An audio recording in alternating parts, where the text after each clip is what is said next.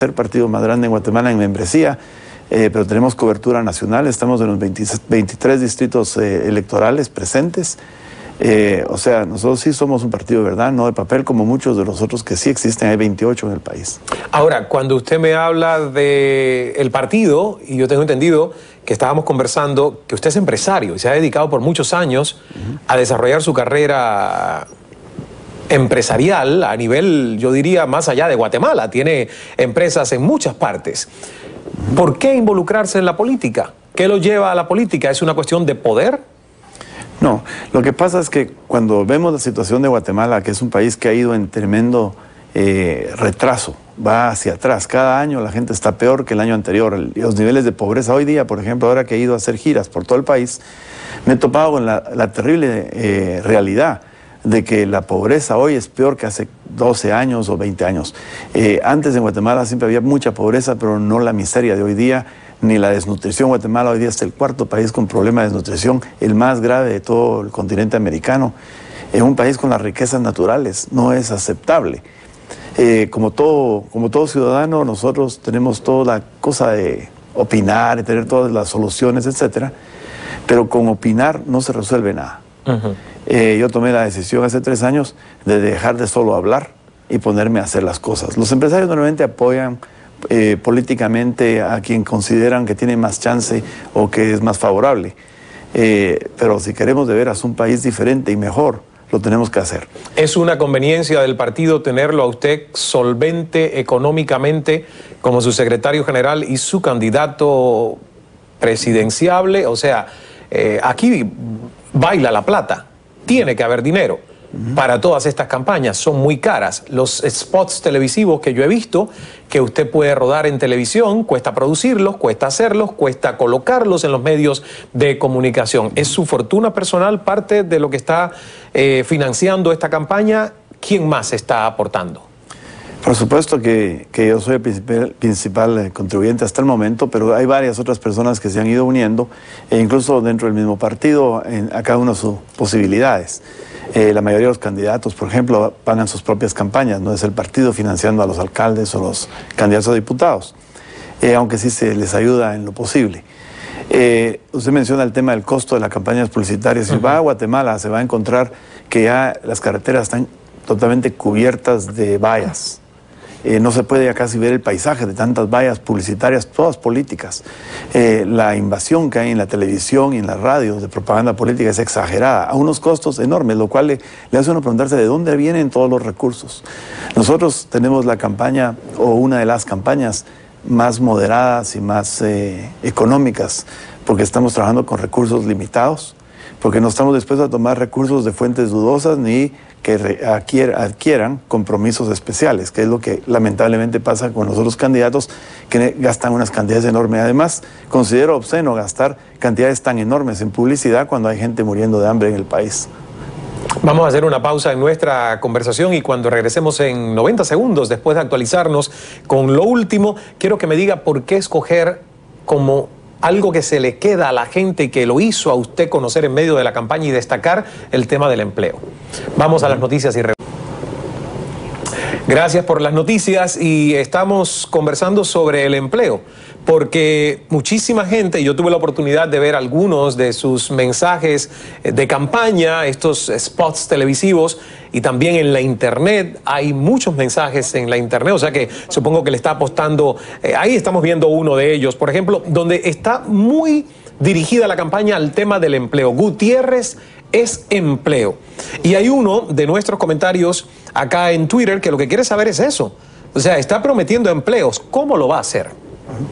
Bueno, primero que nada, eso es lo que yo sé hacer. Más de 30 años dedicado a los negocios es lo que he hecho. Yo he generado entre Guatemala y otros países donde he hecho negocios, directa e indirectamente, más de 50,000 empleos.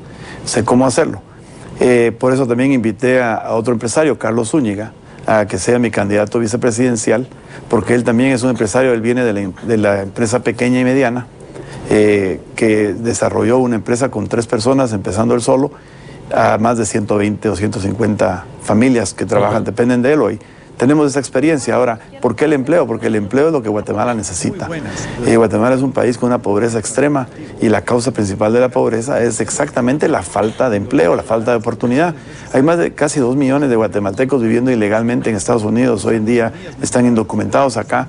Ellos no vinieron porque les gusta el clima en Chicago, ellos vinieron porque aquí hay oportunidad de empleo y de prosperar.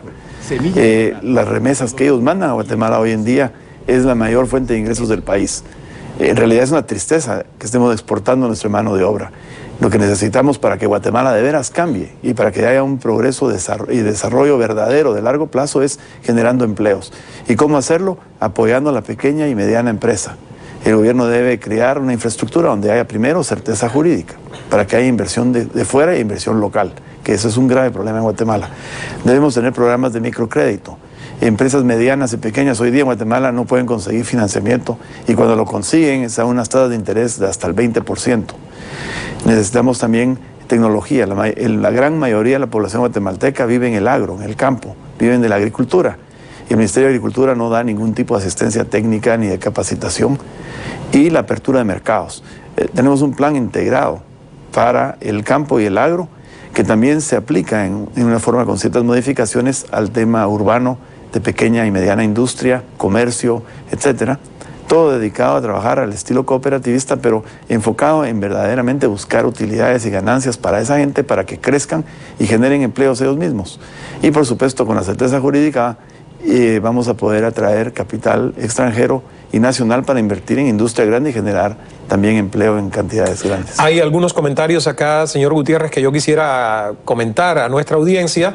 Mero Chapín, bueno, anuncia que estamos en vivo con la entrevista que le estamos haciendo. Az Ramal dice: ese es el problema de Guatemala, hacen excelentes diagnósticos pero no resuelven nada.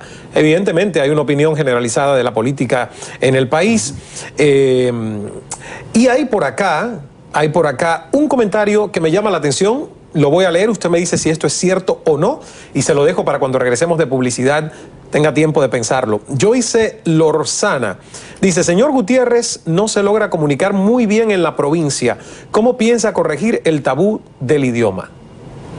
Me llama la atención el comentario, se lo dejo pensando, regresamos, nos vamos a publicidad y ya volvemos con su respuesta.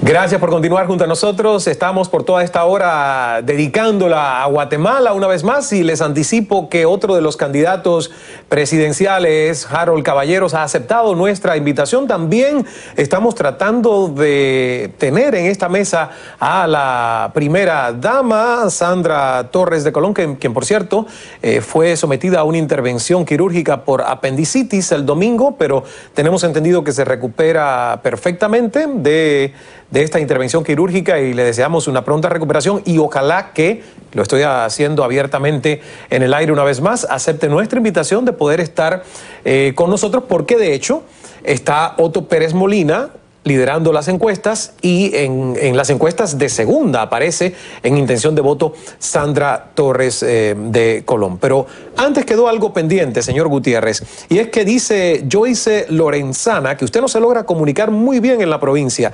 ¿Cómo piensa corregir el tabú del idioma? ¿Es cierto esto? Bueno, el tabú del idioma creo que se ha de estar refiriendo al hecho de que en Guatemala hay más de 20 etnias indígenas, cada una de ellas con su propio idioma, algunos de ellos muy distintos de otros más parecidos, incluso tradiciones distintas, trajes distintos, cultura distinta en cierta forma. Y cuando uno va alrededor del país sí es un poco complicado con tantos idiomas que hay que hablar, y nosotros lo que utilizamos en cada oportunidad posible es intérpretes que traducen para que nadie se quede sin entender el mensaje. Claro. Pero ahora pregunto yo, ¿alguno de estos señores presidenciables habla todos esos idiomas o algunos de ellos? Es un único, digamos, el tabú de esto, de poder comunicarse en estas lenguas, ¿es solo suyo o es un denominador común de muchas de las personas que están en estas candidaturas? Yo creo que es un denominador común de todos. Claro. No creo que exista nadie que hable todos los idiomas.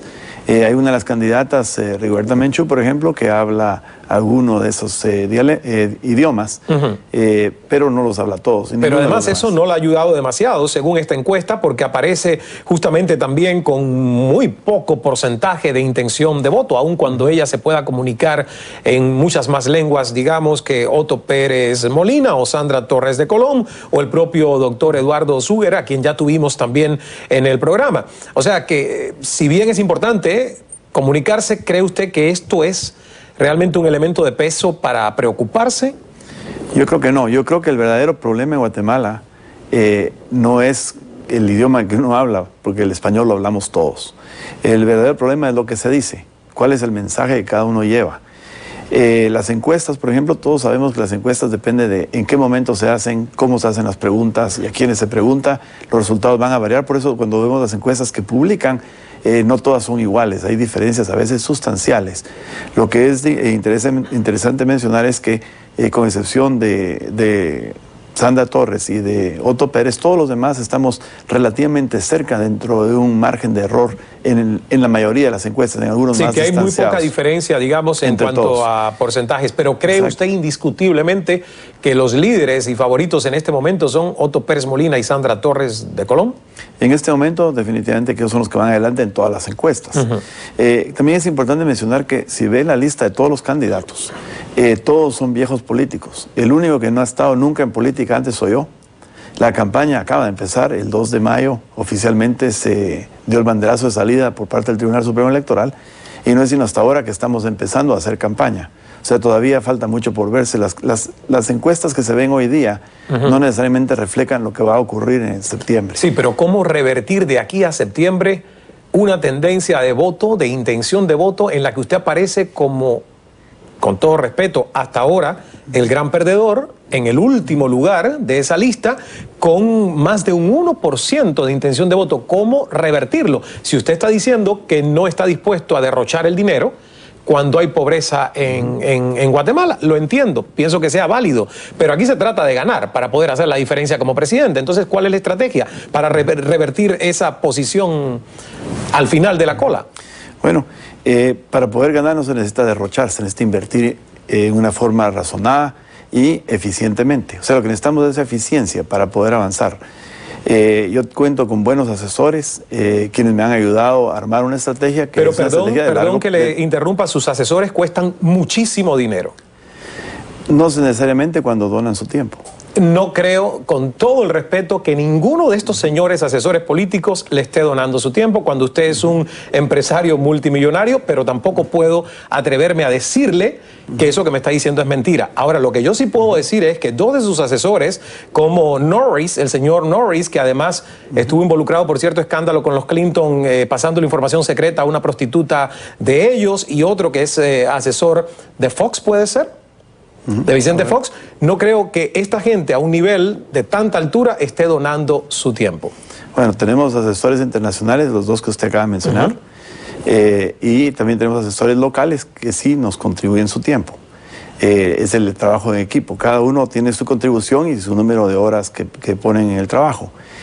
Lo importante aquí es el costo-beneficio de la inversión que se hace publicitariamente.